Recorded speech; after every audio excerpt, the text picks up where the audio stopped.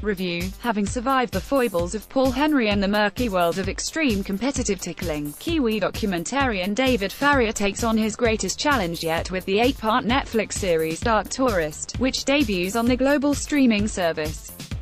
On Friday, July the 20th, each of the 40-minute episodes sees the intrepid New Zealander investigate alternative tourism hotspots, grisly and offbeat destinations, celebrating where bad things have happened and where awful things could happen to you.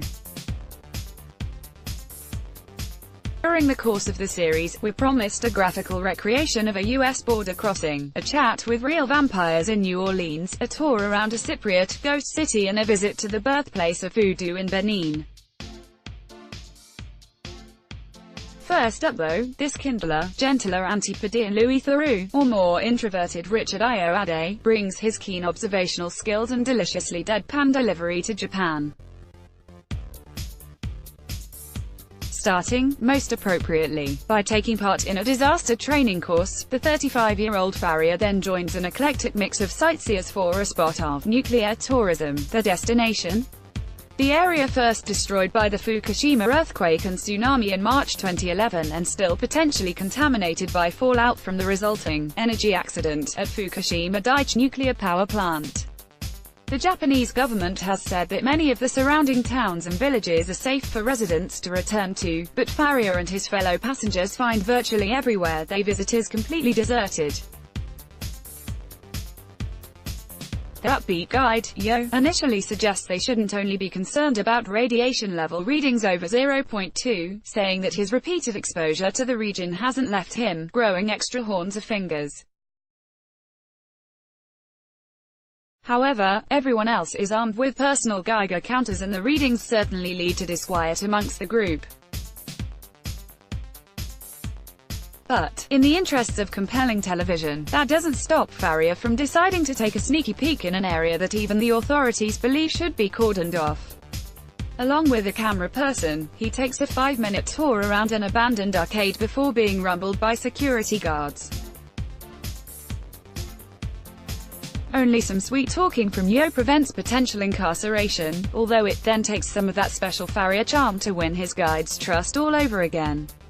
By the time they get to Grandma's Cafe, everyone has lost their appetite, especially when Yo can't confirm whether the food is sourced locally. Lamenting a lost opportunity to sample onigiri or oshinko, Farrier nevertheless prepares to carry on as the tour heads to the site where a 15 meters wall of water washed everything away. Taking note of the less than somber, selfie-obsessed behavior of some of his traveling companions, he doesn't have much time to be appalled before the Geiger counter begins to trill at an increasingly alarming rate. A brief stop by one of the many temporary stores for radioactive topsoil, places now in their 6th year of operation despite being only designed to last 3, adds to the tense atmosphere on the bus before panic sets in as the reading reach 50 times over that 0.2 limit. At that point, brilliantly captured by the crew's handheld camera, the tourists mutiny and their transport heads directly back to base. After that fascinating and frightening first half, the rest of this inaugural episode feels quirkily odd and sweet in comparison. Checking into a robot-staffed hotel, Farrier gets to live out a boyhood Jurassic Park fantasy, before journeying, again with the help of the seemingly unflappable Yo, to Aokigahara, Japan's infamous Sea of Trees, a mysterious forest at the base of Mount Fuji. Known as a popular suicide spot, allegedly thanks to the country's answer to Shakespeare's Romeo. Cross what looks like a makeshift noose and a fellow dark tourist attracted enough by the creepy, atmospheric vibe to make this his first trip outside of his native Ontario. The final, Sudley Yo free stop is to Battleship Island, so named because it's shaped like it. 60 years ago, the most densely populated place on the planet, 3,500 inhabitants on a slab of rock the size of a few football fields. It's now abandoned. Naturally, in his understated, slightly bumblingly charming way, Farrier manages to persuade 2 former inhabitants to take him on an all-access tour. It reveals a haunting and spectacular combination of weathered concrete, rugged coastline and places seemingly hastily abandoned.